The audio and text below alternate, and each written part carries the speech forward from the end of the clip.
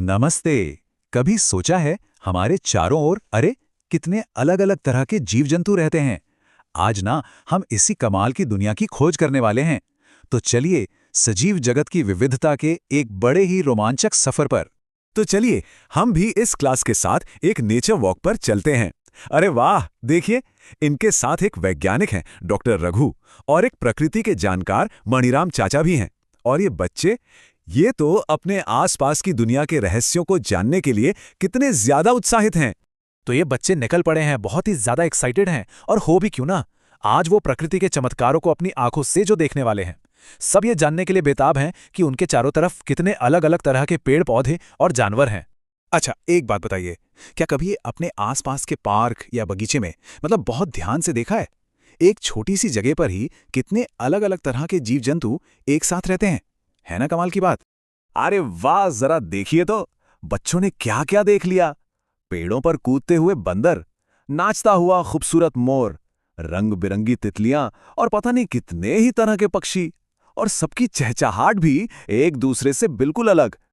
तो भाई इतनी सारी वैरायटी, इतनी सारी अलग अलग चीजें देखकर एक सवाल तो मन में आता ही है ना, कि वैज्ञानिक इस कमाल की विविधता को आखिर कहते क्या हैं। चलिए पता लगाते हैं। तो इसे कहते हैं जैव विविधता, या इंग्लिश में कहें तो बायोडायवर्सिटी। इसका मतलब बहुत सिंपल है, किसी एक खास जगह पर मिलने वाले अलग अलग तरह के पेड़ पौधे और जानवर। तो बच्चों ने जो कुछ भी देखा ना, वो सब उस जगह की बायोडायवर्सिटी का ही एक हिस्सा था। और पता है सबसे मजेदार बात क्या है? ये सारे जीव जंतु ना एक दूसरे से जुड़े हुए हैं। कैसे? भाई, पेड़ जो हैं वो जानवरों को खाना और रहने की जगह देते हैं, और बदले में जानवर फल खाकर उनके बीच दूर दूर तक फैला देते हैं। तो देखा, पौधे और जानवर दोनों एक दूसरे पर डिपेंडेंट हैं। ठीक है, पर एक मिनट, दुनिया में तो लाखों करोड़ों तरह के जीव हैं, तो साइंटिस्ट इन सबका अध्ययन करते कैसे होंगे? ये तो बहुत ही बड़ा चैलेंज है ना। चलिए इसे एक आसान तरीके से समझते हैं। जरा सोचिए, स्कूल बैग में अपनी किताबें और कॉपियां कैसे रखी जाती हैं? क्या सब कुछ बस ऐसे ही एक साथ डाल दिया जाता है? नहीं ना, उन्हें सब्जेक्ट्स के हिसाब से अलग अलग रखा जाता है ना। बिल्कुल, जब एक जैसी चीजों को एक ग्रुप में रखते हैं तो उन्हें ढूंढना और समझना कितना आसान हो जाता है। और पता है, वैज्ञानिक भी बिल्कुल यही तरीका अपनाते हैं।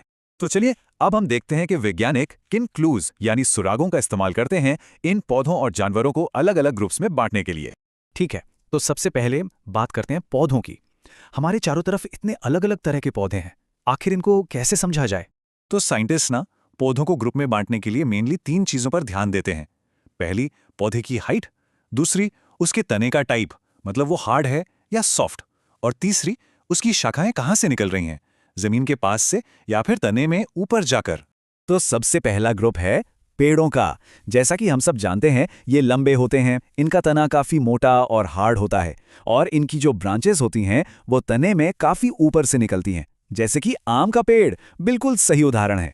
अच्छा, इसके बाद आती हैं झाड़ियां, जिन्हें श्रब्स कहते हैं। ये मीडियम साइज की होती हैं, इनका तना भी हार्ड होता है, पर पेड़ों से अलग इनकी शाखाएं जमीन के पास से ही निकलना शुरू हो जाती हैं। गुलाब का पौधा देखा है ना, बस वही। और अब तीसरा ग्रुप, वो है शाक या जड़ी बूटियों का, जिन्हें हर्ब्स भी कहते हैं। ये छोटे छोटे पौधे होते हैं जिनका तना काफी मुलायम और हरे रंग का होता है। टमाटर का पौधा इसका एक परफेक्ट एग्जाम्पल है। तो पौधों की तो बात हो गई, अब बारी आती है जानवरों की। अब वैज्ञानिक इन्हें कैसे ग्रुप में रखते हैं? वो देखते हैं कि जानवर कहाँ रहते हैं, उनका हैबिटेट क्या है, वो क्या खाते हैं, उनका रंग कैसा है, और वो चलते फिरते कैसे हैं, उड़ते हैं, तैरते हैं या जमीन पर चलते हैं। एक बहुत ही इंटरेस्टिंग बात यह है कि जानवर अपने माहौल के हिसाब से खुद को ढाल लेते हैं। जैसे रेगिस्तान में रहने वाला ऊंट और ठंडी जगहों पर रहने वाला ऊंट दोनों एक दूसरे से काफी अलग दिखते हैं। जो ठंडी जगह पर रहता है, ठंड से बचने के लिए उसके शरीर पर घने बाल होते हैं। इसी को कहते हैं अनुकूलन या एडेप्टेशन। तो अब सवाल यह है कि ये ग्रुपिंग करना, ये क्लासिफिकेशन करना इतना जरूरी क्यों है? देखिए, ये ग्रुपिंग ना सीधे सीधे हैबिटेट से जुड़ी हुई है। हैबिटेट मतलब वो जगह जहां कोई पौधा या जानवर नेचुरली रहता है, वो उसका घर है जहां उसे खाना और रहने की जगह मिलती है। तो ग्रुपिंग से हमें ये समझने में मदद मिलती है कि कौन सा जीव किस तरह के हैबिटेट के लिए सबसे बेस्ट है। तो चलिए फटाफट से देखते हैं कि आज हमने क्या क्या सीखा। पहली बात, हमारी दुनिया में एक कमाल की वैरायटी है जिसे हम बायोडाइवर्सिटी कहते हैं। दूसरी बात, हम इन जीव जंतुओं को उनकी खासियतों के आधार पर ग्रुप्स में बांटते हैं ताकि उन्हें बेहतर तरीके से समझ सकें। और सबसे ज़रूरी बात, अगर हमें बायोडाइवर्सिटी को बचाना है तो हमें उनके घरों यानी उनके हैबिटेट्स को बचाना होगा। और जाते जाते चलिए इस एक बहुत ही खूबसूरत बात पर थोड़ा सोचते हैं। पेड़ खुद धूप में खड़े रहकर दूसरों को छाया देते हैं, उनके फल भी दूसरों के लिए होते हैं। ठीक वैसे ही अच्छे लोग दूसरों की भलाई के लिए सारी मुश्किलें सह लेते हैं। ये बात हमें नेचर का सबसे बड़ा सबक याद दिलाती है कि सब कुछ एक दूसरे से जुड़ा है और हम सब एक दूसरे पर निर्भर हैं।